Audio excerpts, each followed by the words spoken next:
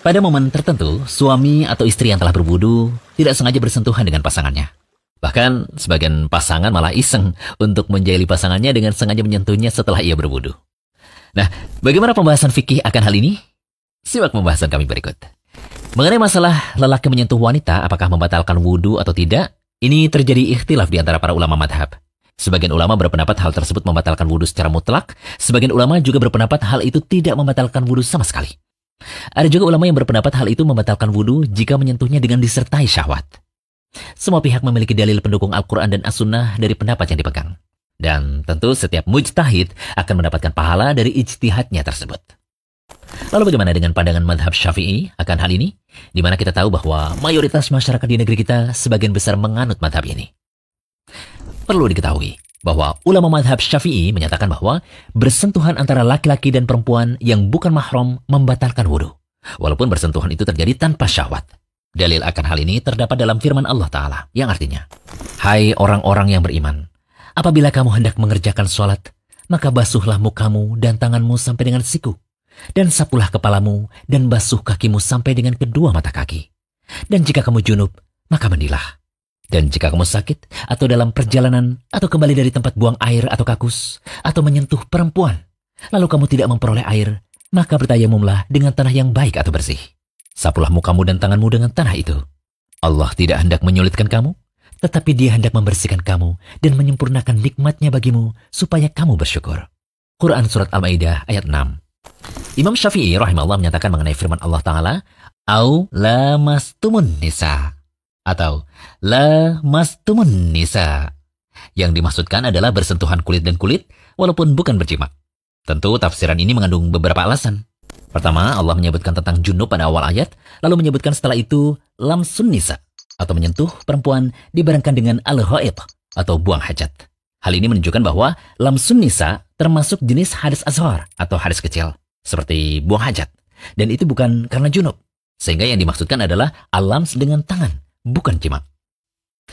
Kedua, kalau secara tinjauan bahasa Arab, lamasa dalam ayat bermakna lamasa sebagaimana disebutkan dalam ayat yang lain. Sebagaimana juga terdapat hadis yang menunjukkan al-lamsu bermakna meraba. Kemudian alasan ketiga, ada dalil dari Abdullah bin Umar radhiyallahu anhu di mana ia berkata, ciuman dan rabaan tangan laki-laki pada istrinya termasuk mulamasah.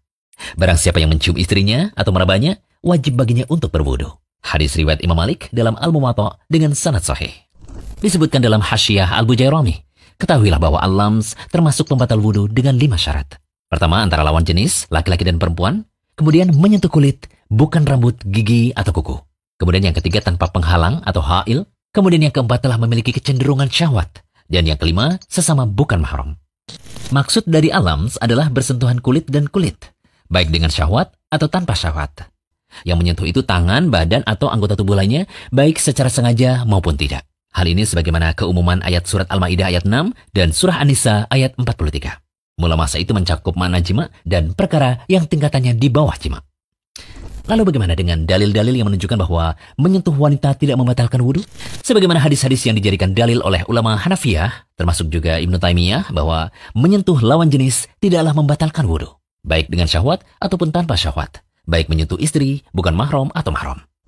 Ada 3 hadis yang dijadikan dalil oleh ulama Hanafiyah. Hadis pertama, Aisyah radhiyallahu anha berkata, "Suatu malam aku kehilangan Rasulullah SAW. Beliau ternyata pergi dari tempat tidurnya dan ketika itu aku menyentuhnya. Lalu aku menyingkirkan tanganku dari telapak kakinya bagian dalam. Sedangkan ketika itu beliau sedang sholat di masjid." Hadis riwayat Muslim. Hadis kedua, Aisyah radhiyallahu anha berkata, "Aku pernah tidur di hadapan Rasulullah SAW dan kedua kakiku di arah kiblat beliau. Ketika ia hendak sujud, ia meraba kakiku, lalu aku memegang kaki tadi. Jika berdiri, beliau membentangkan kakiku lagi." Aisyah mengatakan rumah Nabi ketika itu tidak ada penerangan. Hadis riwayat Bukhari dan Muslim. Kemudian hadis ketiga, Aisyah radhiyallahu anha berkata, Nabi SAW pernah mencium sebagian istri beliau. Kemudian beliau pergi sholat tanpa mengulangi wudunya lagi. Hadis riwayat Ahmad, Abu Dawud, Tirmidzi, Ibnu Majah. Imam Bukhari mendhaifkan hadis ini. Namun ulama belakangan mensahihkan hadis ini seperti Ibnu Jarir, Ibnu Abdul Bar, Ibnu Katsir, Ibnu At-Turkumani, Az-Zi'alai, Syekh Ahmad Syakir, Syekh Albani, dan Syekh Abdul Aziz bin Bas. Komentar Syekh Abdullah Al-Fauzan untuk hadis ini maklul, memiliki cacat. Hadis ini memiliki syawahid atau penguat yang juga maklulah atau ada cacat. Syekh Ahmad Syakir memiliki catatan berharga dalam Jami' at-Tirmidzi. Beliau berkata sebagian hadisnya sahih, sebagiannya mendekati sahih. Kesimpulan untuk hadis ketiga tadi, masih ada perselisihan kuat di antara para ulama pakar hadis. Ulama yang mendoaifkan hadis tadi di antaranya adalah Imam Al-Bukhari, sebagaimana disebutkan oleh Imam Ibnu Hajar Al-Asqalani dalam Bulughul Maram. Sementara dari ulama Malikiyah dan ulama Hambali telah mengkompromikan dua dalil dalam masalah ini. Kesimpulan mereka adalah menyentuh wanita termasuk pembatal wudhu jika bersentuhan kulit dengan kulit disertai syahwat. Itulah yang dimaksudkan dalam ayat yang mulia. Adapun jika bersentuhan kulit dan kulit tanpa syahwat tidaklah membatalkan wudhu sebagaimana dua hadis dari Aisyah, hadis pertama dan kedua yang kami sebutkan tadi. Lalu mana pendapat terkuat dari masalah ini? Yang lebih hati-hati adalah pendapat yang berpegang pada zahir Al-Quran, yaitu menyentuh lawan jenis atau bukan mahram termasuk pembatal wudhu. Adapun hadis Aisyah yang menyebutkan Nabi SAW dan Aisyah saling bersentuhan adalah dengan adanya hail atau penghalang. Itulah yang dimaksud Homazani, yaitu meraba dengan adanya penghalang atau hail. Karena umumnya orang yang tidur pasti ada penghalang atau hailnya. Baik, semoga pembahasan ini bisa menambah wawasan kaum muslimin sekalian ya. Dan tidak bingung lagi ketika menemui permasalahan akan batalnya wudhu ketika menyentuh lawan jenis.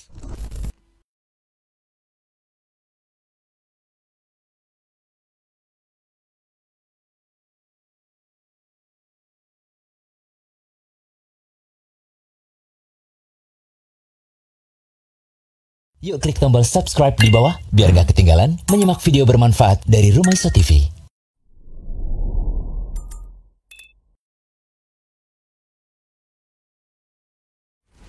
Jangan lupa kunjungi rumaiso.com, update setiap hari, insya Allah.